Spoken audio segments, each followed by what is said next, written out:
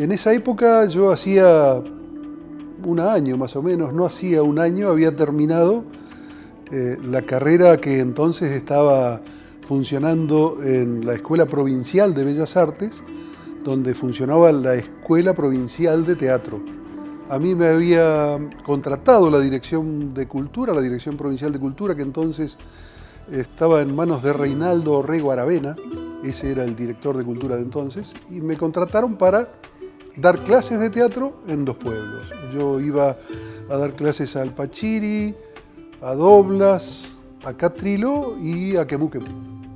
Y Héctor Alterio, que era un monstruo poco conocido todavía, pero que venía del nuevo teatro, que había empezado a hacer algunas cosas por afuera, había recitado a Pablo Neruda sobre la Guerra Civil Española.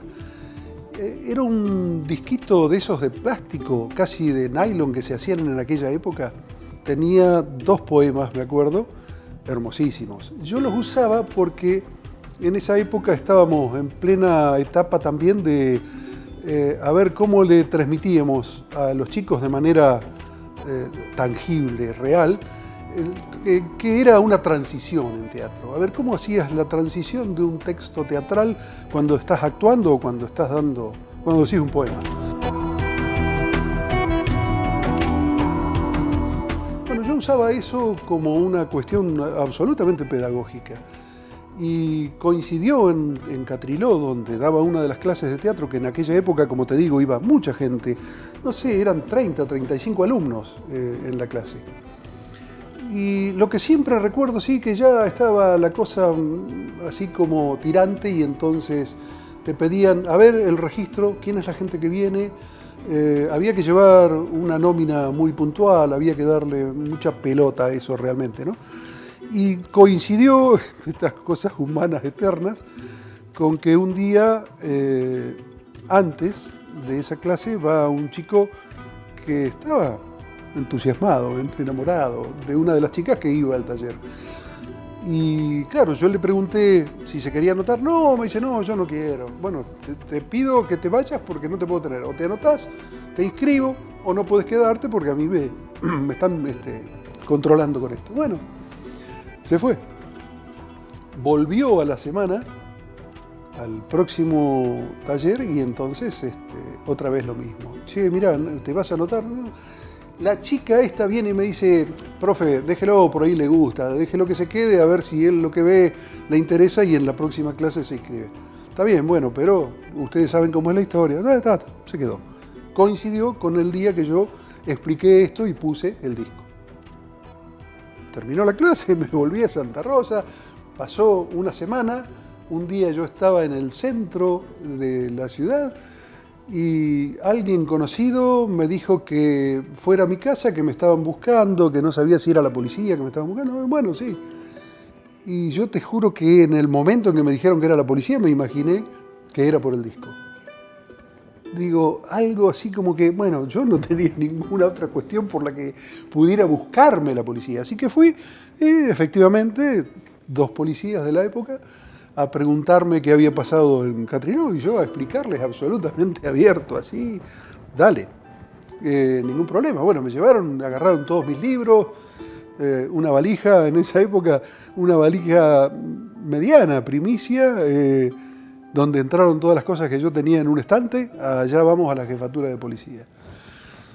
No sé, 4 horas estuve en la jefatura declarando, explicando qué significaban los libros que tenía.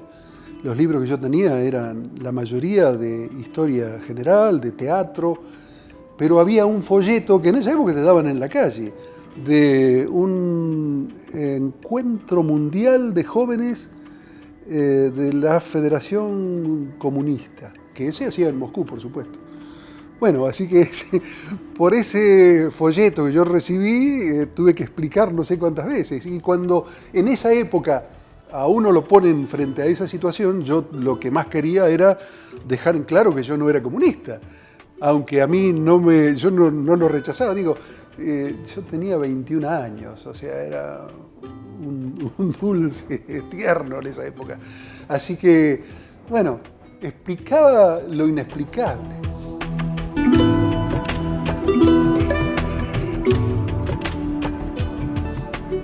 Cuando terminó, me hicieron esperar porque le fueron a consultar al juez, Walter Lema, y el juez, después me enteré que había dicho, bueno, por las dudas, vamos a dejarlo a ver, vamos a hacerle un juicio.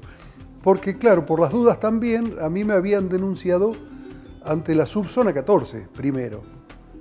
El jefe en esa época de la subzona 14, cuando vio, no sé si el expediente o la denuncia que le habían llevado, dijo algo así como, esto es una cosa menor, pásenselo a la justicia. Así se manejaban también en esa época, ¿no? O sea, los militares indicaban qué cosa iba, o morías, te torturaban, ibas a la justicia, o que la relación era directa así. Así que la cuestión es que cuando vienen de vuelta, los policías que me interrogaron me dijeron, bueno, el juez ha ordenado que te llevemos detenido, vamos a ver qué pasa. Yo calculé que me llevaban para el otro día, para resolver esto que era una cuestión absolutamente insignificante o menor, según a mí se me hubiera ocurrido, se me ocurría. Estuve 15 días sin tener contacto con el exterior, estuve 15 días encerrado en un calabozo de 2x3 con una puerta completamente ciega, donde tenía las ventanitas arriba para hablar y abajo para donde te pasaban la comida o las cosas. Al cabo de esos 15 días recién me tomaron declaración en la Justicia Federal. Declaré en la justicia y volví a en la comisaría primera de Santa Rosa, donde estuve todo ese tiempo detenido, y estuve otros 15 días, estuve 29 o 30 días en total detenido por esta cuestión del disco, ¿no?